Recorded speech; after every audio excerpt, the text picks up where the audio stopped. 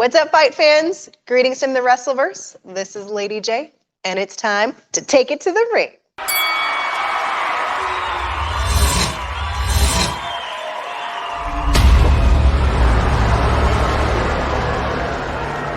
All right, so for today's Wrestlecap, we will be reviewing AEW Rampage.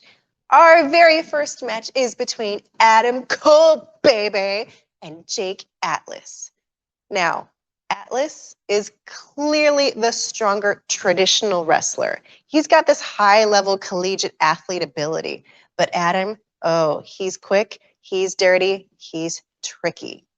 All right, so Atlas, he is super agile, totally landing this backflip, and he's quick, totally blocking and missing Adam's dropkick. Atlas is feisty, though, giving Adam the hand. I guess the hand is making a comeback along with other things. But look out, baby. This is not a squash match. Atlas has 5 years versus Adam's, 13 years. So this is going to be pretty decent. Adam is smart and catches Atlas in a backstabber. And then we get this step up Hurricane Rana and this beautiful baseball slide through the ropes, hitting Adam outside of the ring. What is this? A tope suicida and a shotgun drop kick. Adam gives Atlas this Ushigoroshi. I totally botched that. Ushigoroshi for a 2 count. A brainbuster on the knee. Doesn't even finish Atlas. I mean, we almost have a huge upset. But at some point, Atlas has tweaked his knee. It's very obvious. Adam Cole is like, I'm taking full advantage and makes Atlas tap out with an ankle lock knee bar. Oh, so bad. So Adam Cole wins and Red Dragon comes out and they're all, yay, Adam Cole, you're the best. And Adam's like, Happy New Year, Atlas, and congratulates him because he just won himself another ass whooping. Sorry, Atlas. We'll be seeing you again soon. And then out of nowhere, the best friends decide to come out and Orange Cassidy pulls his chain up and out of his pants because he's looking for some serious payback against Red Dragon. All right, news update. Totally crashes the party. And they're like, Cody has not been medically cleared for tonight's show, so Dustin Rhodes will be taking his place against Sammy Guevara. And they cut to promo for Sammy, and Sammy's like, I don't give a shit because I'm walking away with gold. Yeah. And then Andrade and Tony were talking, and Andrade's like, Tony, why is this kid working for Sting? And Tony's like, they're like friends. He's not working for him. And Andrade's like, look, I am so busy and I need a new assistant. And he's like, how much does this kid cost? I need to pay Sting for this kid. I want to hire him. And we're like, okay, that was awkward. All right. Moving on. Great match. Here comes Hook. He's all crazy haired again. And he gets into the ring and everyone's like, ooh, all the chicas are like, oh, it's Hook. So he gets into the ring and he's standing up in the corner with his back facing the middle. He's like, whatever, I'm here. I'm not afraid of anybody who's going to come back in. And so his opponent for the night is Aaron Solo. The guys lock up. Aaron messes with his hair. You don't mess with the hair. And so they got their knuckle locked. And out of nowhere, like Hook is like using his shoulders to lift up Aaron and suplex throw him backwards. I mean, I'm watching this going, I've never seen anybody use their shoulders, just their shoulders. Like the last time I saw a major shoulder attack was like when Conor McGregor was like in the cinch, he's like up in the corner and he like used his shoulders to beat the crap. I'm like, I didn't know, but there goes freaking Hook. Solo, he's a 12-year vet. And this is Hook's 3rd professional match.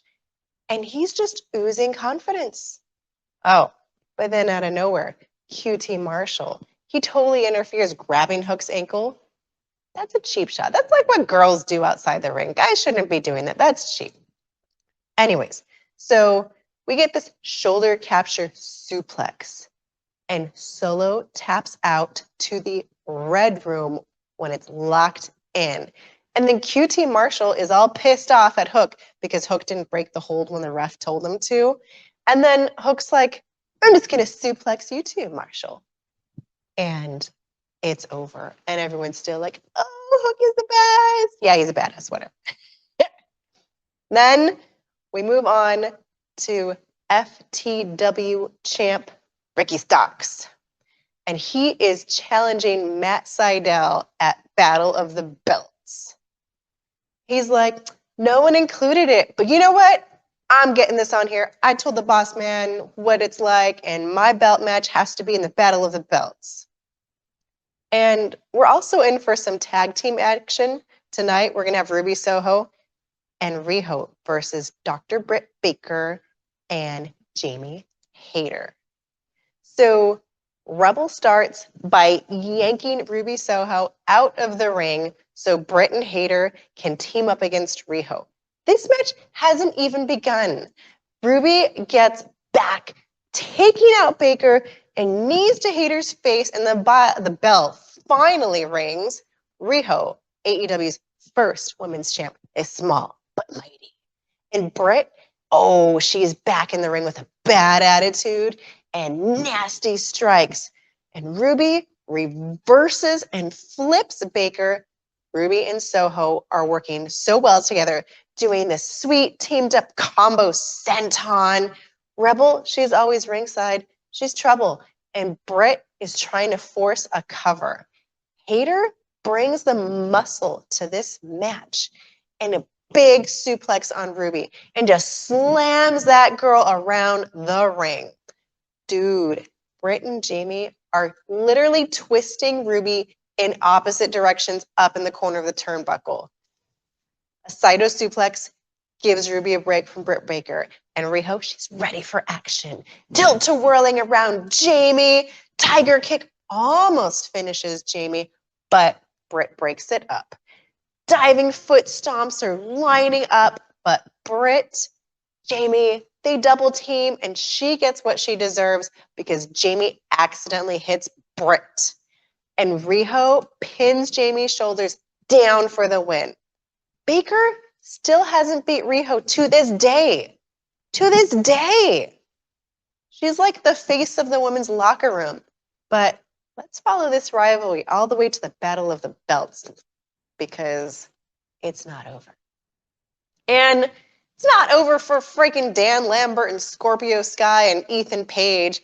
They're cutting a promo totally griping about all the sucking that's going on and how they deserve the titles and blah, blah, blah, blah. They're like, we need to be in more matches. We need to get the title. We deserve it. Everyone else is just sucking butt in the back.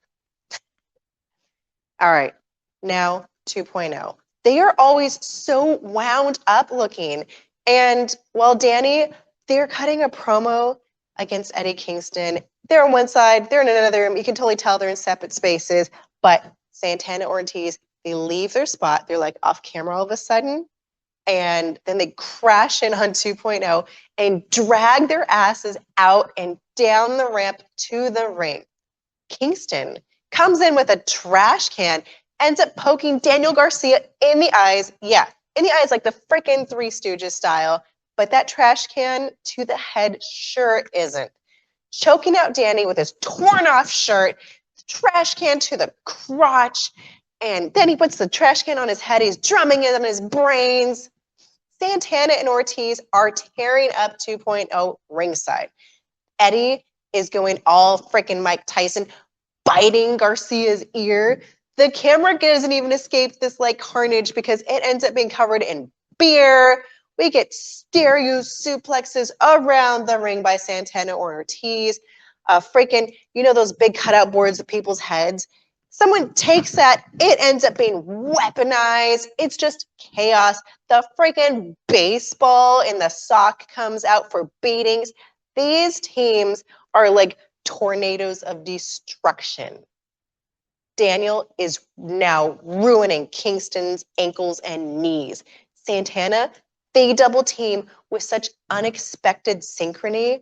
Eddie is hobbling at this point, but he still knocks down Garcia. Matt, he decides he's going to throw white chalk, disorienting everyone in the freaking match, and Garcia has this wooden block. I don't even know what it is, but it's a big wooden block, and he totally cracks Eddie in the face with it for this like 2.99 cover. Jeff Parker, he pulls out the blue tape, and he takes it out. Tape's never a good thing to see, big tape. All of 2.0 and Garcia are needed to go get Eddie up on, suplex him on the freaking announce table. And then they just go to town with a chair. Ortiz and Garcia, they're slugging it out, testing their freaking manliness. And Santana and Ortiz, they're a great tag team. They team up with these like sleight of hand maneuvers, like they're freaking magicians, like, oh, I'm here. No, I'm here. Bam, out of nowhere. And then like Jeff Parker gets all discombobulated. So a discus lariat takes him down for the win. Oh, like, you can't even catch a screenshot of this stuff. It's going on so fast. But dang, we can't celebrate just yet. You know why? Because Garcia and 2.0 are sore losers. They end up taping Eddie to the ropes, and they are going to beat him down. And then it's like the hero comes out. Chris Jericho, he comes down the ramp and he's scaring 2.0 and Garcia out of the ring with his bright freaking red shoes. And so these guys are backpedaling up the ramp. This is not the end to this rivalry. I'm sure we'll see Chris Jericho do a little bit more than some scaring next time. So that was quick. That was crazy. Go back and watch this match because it was great. And we here at Take It to the Ring, we like to give an overall fight card rating. Number 5, being the best, is this, let's fight forever. Number 4 is this is awesome. Number 3 is you still got it. Number 2 is what? And number 1 is boring. I think this is awesome match. I'm becoming a bigger Santana and Ortiz fan. Every time I see them, they just keep getting better and better. Do you guys agree? I mean, there's a lot of tag teams out there, but like, I'm always surprised now when I see them. So let me know what you think. Take a moment to leave a comment, like, share, and subscribe. For more Wrestlecap videos, click the link below. Until next time, I'm Lady J, and keep it lucha.